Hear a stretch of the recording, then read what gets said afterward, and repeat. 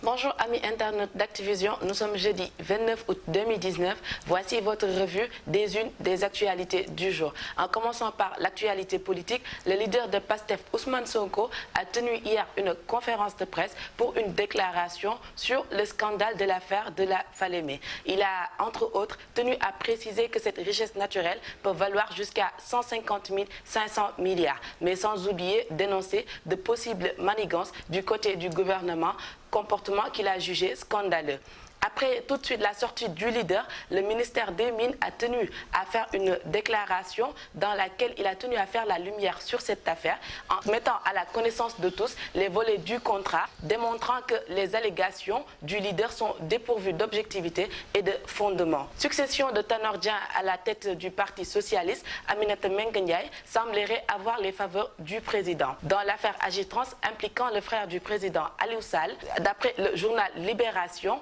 le supposé virement de 250 000 $ de Timis serait introuvable. Après moult réquisitions, rien n'a été trouvé. On continue toujours avec Société. Arrêté pour propos injurieux à l'encontre du couple présidentiel Sall, le journaliste Adama Gaye sera entendu aujourd'hui, jeudi.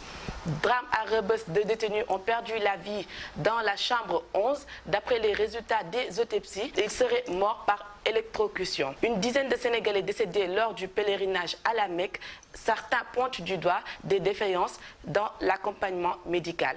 Incident à Boune, 2 chauffeurs de bus Tata se livraient à une course folle et ont tué atrocement un jeune garçon. On continue toujours avec l'actualité politique internationale. Dans son discours de la 7e édition de la TICAD, le Premier ministre japonais Shinzo Abe a réaffirmé l'intention de son pays d'aider les entreprises japonaises à faire des percées en Afrique. On va terminer avec sport. Transfert de l'international sénégalais Youssouf Sabaly, Bordeaux a réclamé 7 milliards de francs CFA. On continue toujours avec Mercato. Mbaye Diagne réclame un salaire digne d'un joueur de classe mondiale au Spartak de Moscou. On va terminer avec beach soccer. Les Lions du Sénégal sont logés dans la poule C en compagnie de l'Iran, l'Uruguay et de l'Ukraine. Groupe très difficile selon le coach. Toutefois, son équipe va jouer ses atouts. C'était tout pour votre revue d'aujourd'hui. Tout de suite, on va continuer en Wolof.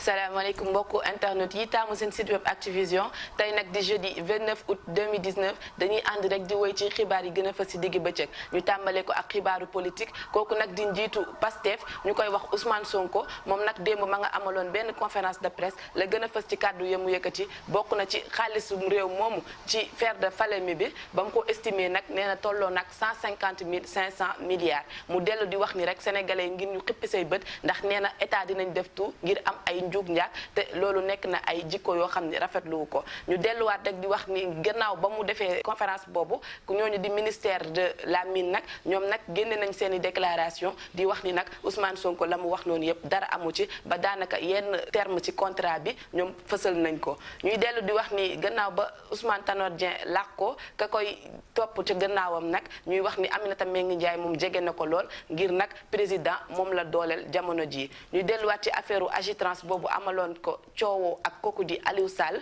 ñuy waxoon ni moom nag dafa jotoon 250 000 $ yoo xam ni Frank Timis moo ko joxoon ginnaaw ba dig defee investigation am yëpp gis nañ la ñuy wax noonu yëpp dara amu ci ñuy dellu ci société kooku nga xam ne dañ ko fee yoon da ko tegoon loxo muy journaliste boobu di Adama Gaye moom loolu doon yëkkati ay kàddu yu ñaaw di ko jëmale ci président bi moom nag tey yoon dina ko déglu ñuy delluwaat di wax ni la amoon ca Rebeuss foofu nag gis nañ ni ñaari détenu ñoo fa ñàkkoon seen bakken ci chambre 11 ñu autopsie ba nag génne na ni dañoo faatu ndar électrocution ba tey ci wàllu màkk bi ñu jotoon a dem màkk ràññee nañ fa ni am na ñu fa bëri ñu fa ñàkk seen bakken ba am na ñuy wax ni nag